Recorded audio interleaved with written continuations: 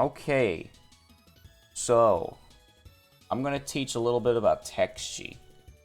Um, I'm not gonna do a good job explaining it because there's like a lot of things you can do with it. But shit. Okay, this is not a good video already. So there's like two ways you can do texture, and there's like a lot of ways you can do texture really. But like I always go to like two ways, and I have like these files like kind of made up real quick to show like how you would do it. So the first way with Fat Lilith, for example, is you could use a brush that has texture with it. A lot of the brushes I use have texture in them already. So for example, like if you zoom in on her, she's very grainy. And the brushes I use look like this. They have like a lot of like texture with it. So when I'm drawing, this is like how it looks. This is what the brush looks like. But from far away, you kind of can't like tell. It just gives off like a textured look to it. So that's how like some of my drawings just have like that textile feel. This is some reasons why I use Clip and some reasons why I use Photoshop, because some brushes just have like more texture. Texture brushes are nice. For example, this one that gives a nice grain look. You know, it's really nice. And I bought some of these, and I have them on the Discordy.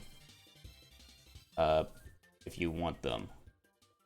So how do you do a texture effect during a drawing or with a drawing?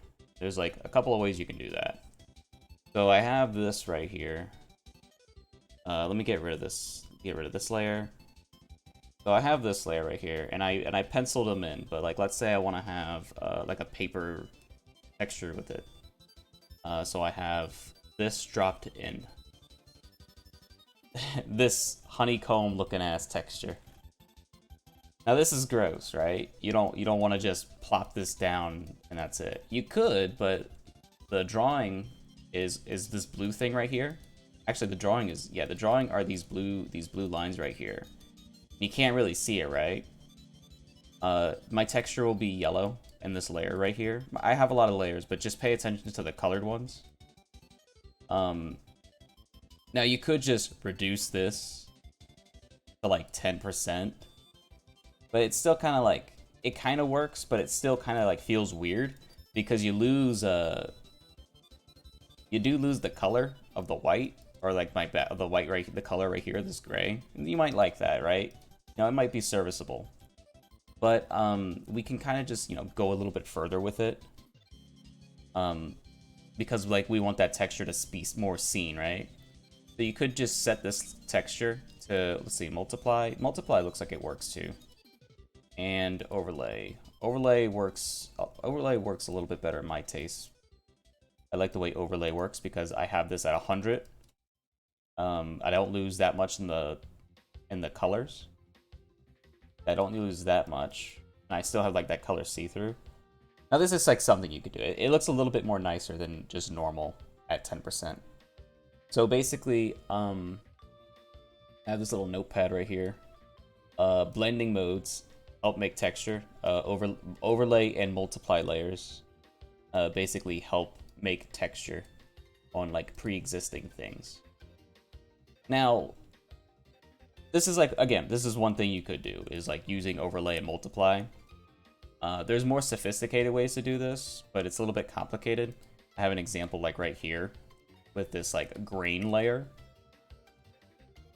I made this in, I made this in Clip Studio.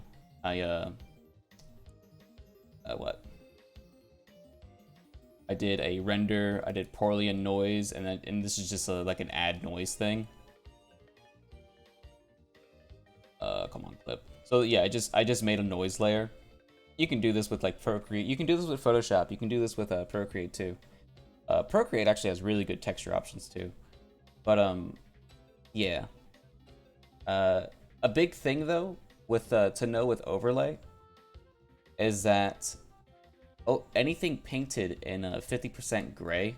This actually might be a little bit too complicated actually, but anything painted when you're like in the overlay mode, If you paint it in like 50% value, so like if I paint it in gray, that's at 50%, it's invisible. So I use 50% gray here, so you can see there's like those whites and blacks, and like everything else will be invisible. So, for example, I'm gonna show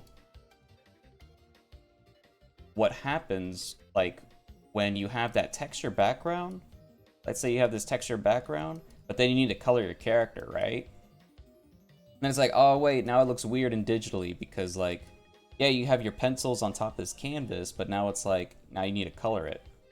So that's what I did with like this 50% gray, with this like 50% like overlay thing. It looks very grainy right here. Let me see what this looks like. Oh shit, come on. Yeah, it looks very grainy. But like this is what I do with like this. I'll put a texture on top of this, on top of the character. And I'll modify it based on, and I'll like lower the brightness, or not the transparency of this layer.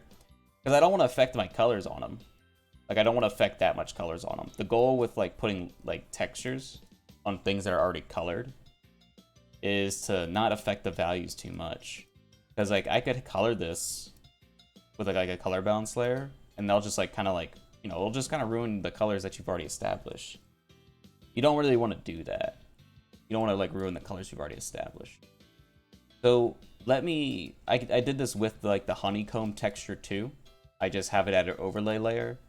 I actually reduced the opacity a lot on this because, you know, you see, I'm using that like yellowy texture thing.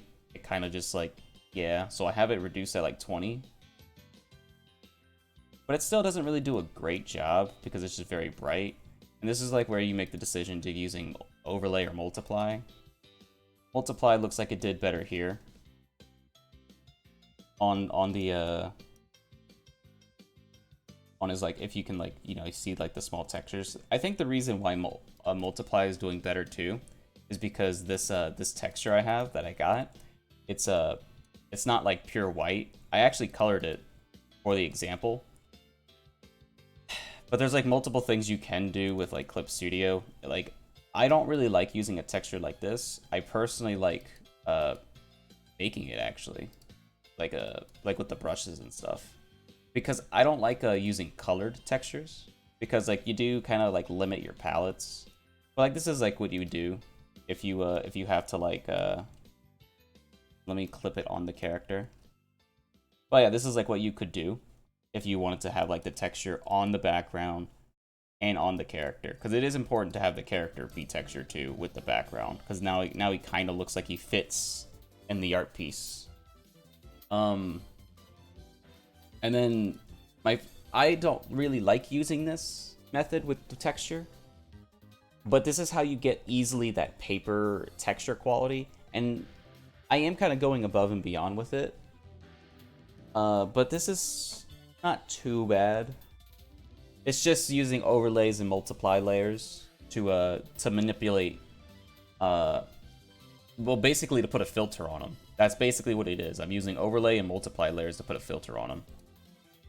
And the reason why this is like great is because you can just like paint and like not care. Like here, let me just like, here, I'm using a texture brush. I shouldn't use a texture brush. Let me use something else. This is also a texture brush, but not as much. But yeah, you can just like paint away, not like no. Oh wait, hold on, wrong layer.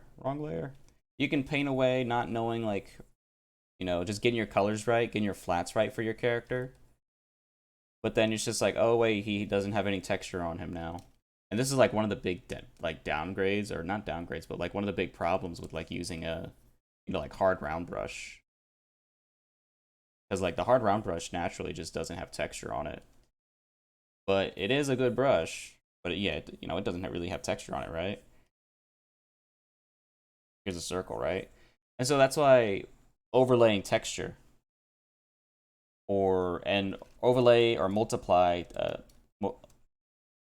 overlay and multiply are great for applying texture in a very like half-assy way. But it is a nice way to do it. Now, my preferred, I will do this sometimes, but not really. Generally, what I will do is I would still use overlay and multiply, but I have like a lot of texture brushes that I've bought over the years. Like this one I was showing you guys. This like dirty looking ass brush. I'll set that to like overlay or multiply. And I'll just like apply the texture myself, and like it'll have a more painterly look. That's what I personally like doing because I have more control over the brightness and stuff. That's kind of important to know. Like I have like more control over like how I want this texture to look. And you can paint your own if you want to. It's not too bad, but I don't really that's just time. Cuz you can just get away with a cheap trick like this with a pre-existing texture, do overlay or multiply. And that's all. But yeah, to like recap really quick. Blending modes help make texture with these layer types, overlay and multiply. You can experiment with other ones, but these are like the general ones people use. You can even use hard light. Let me actually test. I don't even know what like hard light will do. Let me see. So like, yeah, here's like the character. Let's just see what hard light does. Yeah, it kind of washes out your value. The reason why I do multiply and overlay is because you do have like it retains like your values a little bit better. I can get into the math and explain it, but it doesn't make sense. Well, it would make sense, but it's just a little technical. So overlay and multiply layers to help. I already explained that. And texture brushes. Texture brushes. Brushes. Oh my god, brushes. I also use overlay and multiply. Sometimes I paint on normal to make that like to also like get that point across. So example with this texture brush I have, right? Sometimes like when I'm done like the rendering stuff, I'll paint on normal. And then I'll like mix the textures and like blend it too. So it doesn't look like so digitally, right?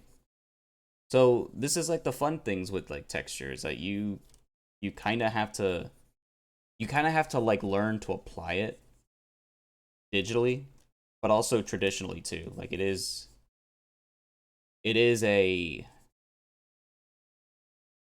it is kind of an annoying thing to learn, especially if you're learning it for the first time digital, because then it's like, oh fuck, now I gotta learn how to do it traditional first. But yeah, that's these are like the shortcuts I feel that I've learned with texture to help like your paintings look more traditional and digital and stuff. And yeah. Okay.